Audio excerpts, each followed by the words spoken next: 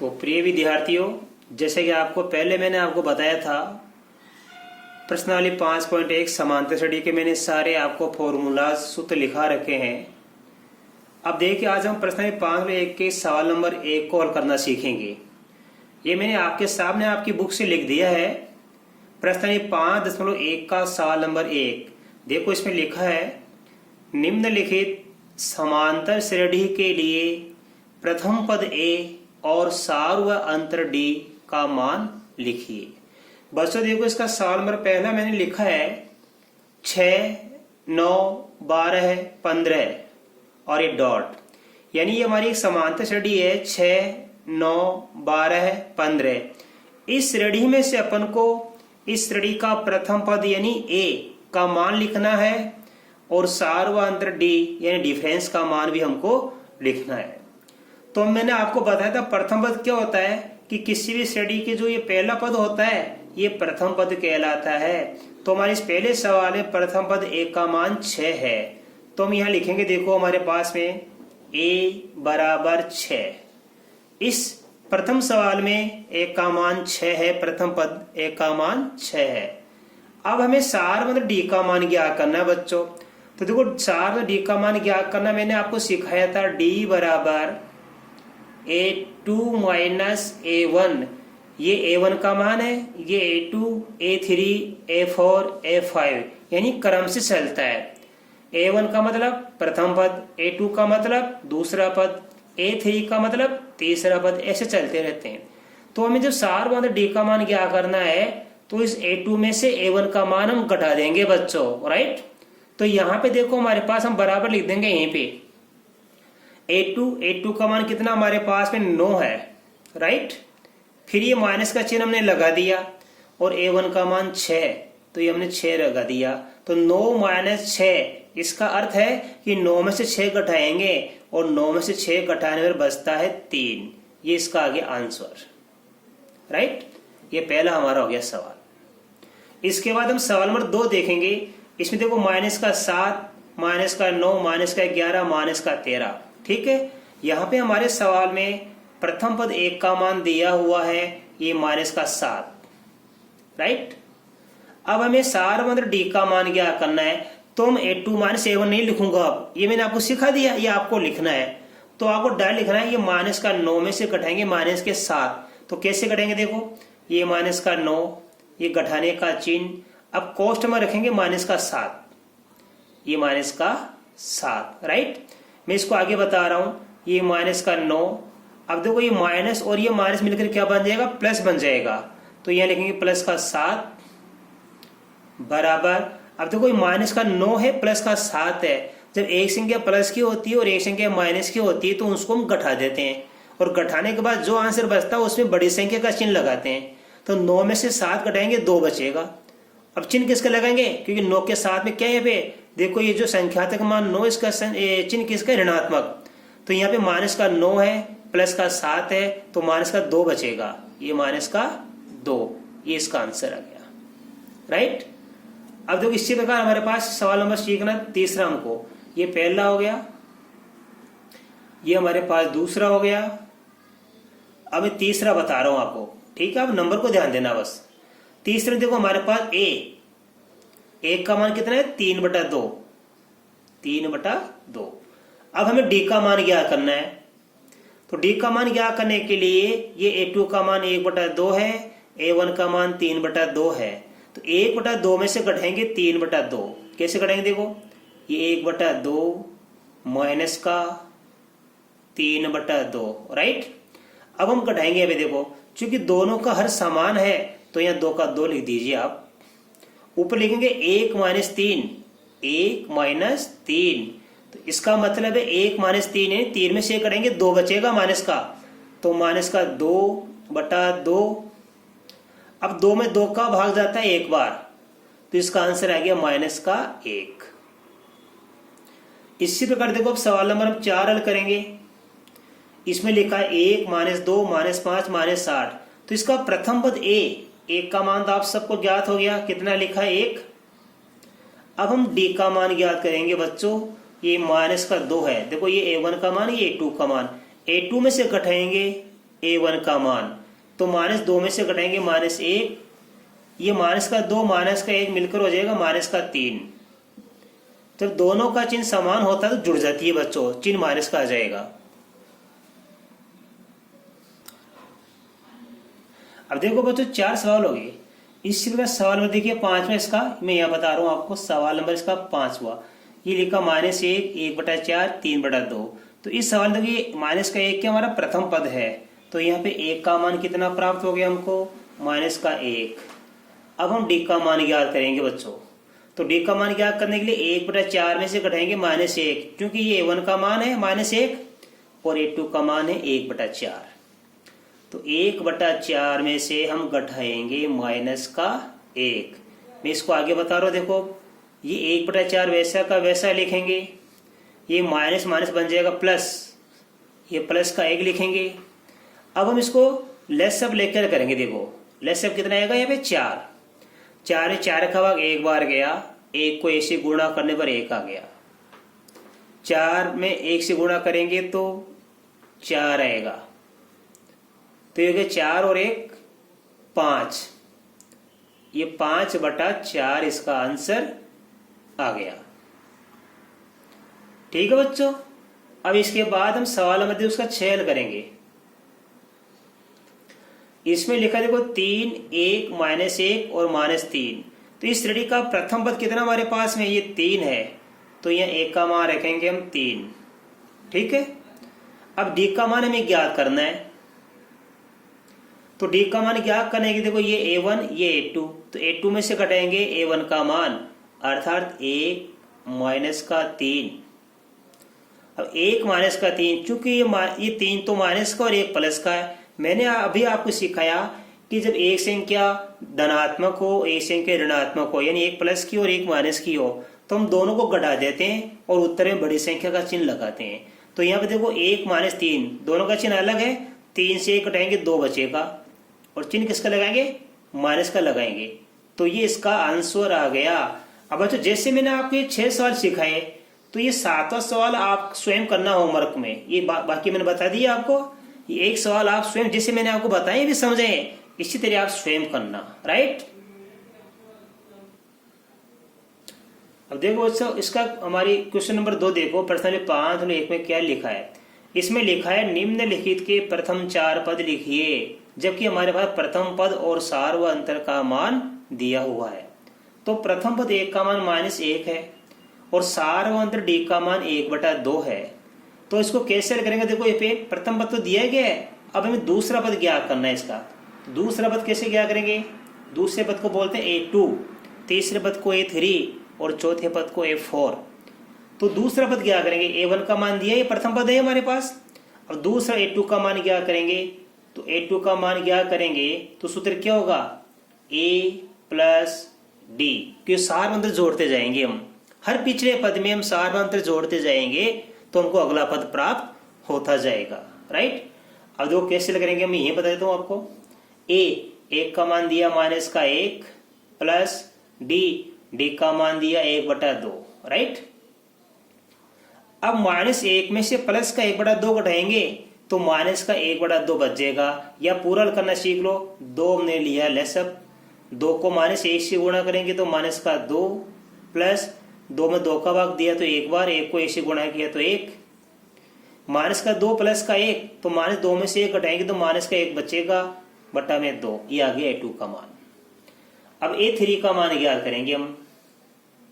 तो A3 का मान ज्ञात करने के बाद तीसरा पद क्या करेंगे, तो ये 1 का A, अब यहां जोड़ देंगे 2D। A3 का सूत्र होता है A + 2D।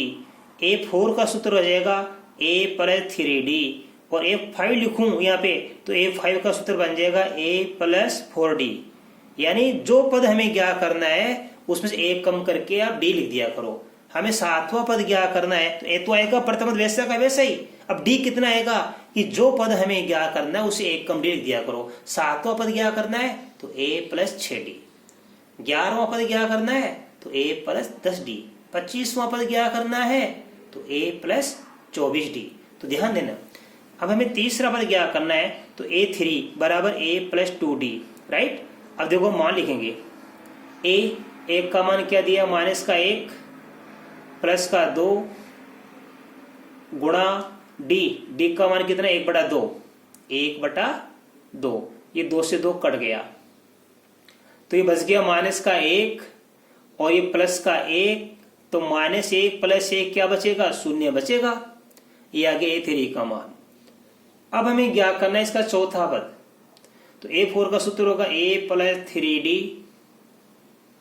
फिर 1 का मान क्या रखेंगे -1 और यहाँ पे +3 गुणा में D का मान रखेंगे 1/2, तो ये हल हो जाएगा। देखो आगे माइनस का 1 वैसा का वैसा, +3 को 1 से गुणा करेंगे 3/2, इसको हम लेट्सअप लेके हल करेंगे बच्चों।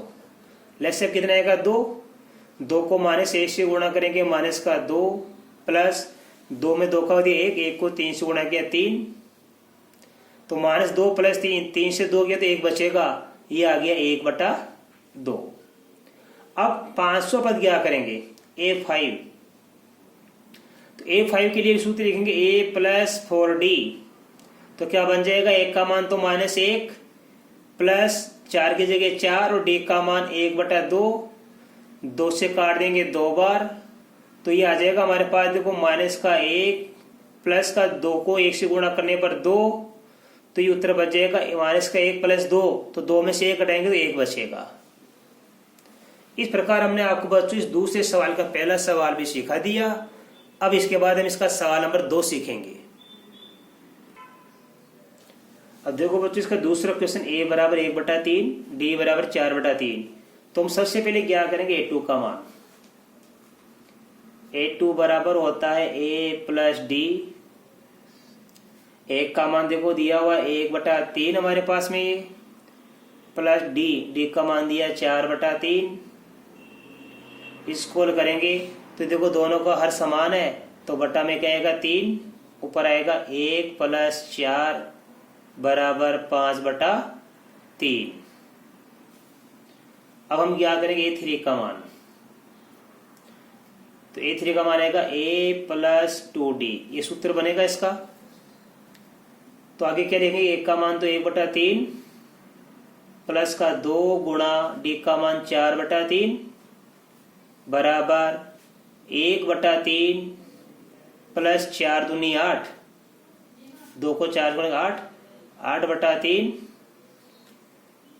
बराबर आ जाएगा 8 और 1 9, 9/3, 9 में 3 का भाग देंगे तो 3 आएगा। ठीक है, अब हम क्या करेंगे A4 का मान, तो A4 का मान क्या होगा A + 3D, 1 का मान क्या आएगा 1/3 प्लस का 3 और D का मान क्या आएगा 4/3 बराबर में 1/3, 4 को 3 से गुणा करें 4 × 3 = 12, 12/3 बराबर 12 में 1 जोड़ देंगे 13, 13/3। राइट, तो देखो यहाँ पे हमने A2 का मान ज्ञात किया A + D से, ये A का मान D का मान लिख दिया, दोनों जोड़ दिए 4 1 5, 5/3 आ गया। A3 का मान क्या करेंगे A + 2D से, तो 1 का मान 1/3 प्लस 2 की जगह 2, D का मान 4/3, 4 दूनी 8 हो गया, तो ये 8/3 रख दिया, 8 और 1 9/3 हो गया, 9 में 3 का भाग देने पर 3 आ गया। इसका A4 का मान A + 3D होगा 1/3, 1 का मान प्लस 3 की जगह 3 और गुणा में D का मान 4/3, तो ये 4 × 3 = 12 हो गया, 12/3, 12 में 1 जोड़ देंगे 13/3। ठीक है, अब हम क्या करेंगे A5 का मान, A5 का मान क्या होगा A + ये 3D की जगह आ जाएगा 4D, तो 1 का मान वापस 1/3 प्लस का 4 गुणा D का मान कितना आएगा 4/3, क्योंकि D का मान 4/3 दिया हमारे पास में, तो 1/3 प्लस 16/3, तो 16 में 1 जोड़ देंगे 17, 17/3, ये इसका हमारे पास आंसर प्राप्त हो गया बच्चों। अब देखो बच्चों इसका थर्ड क्वेश्चन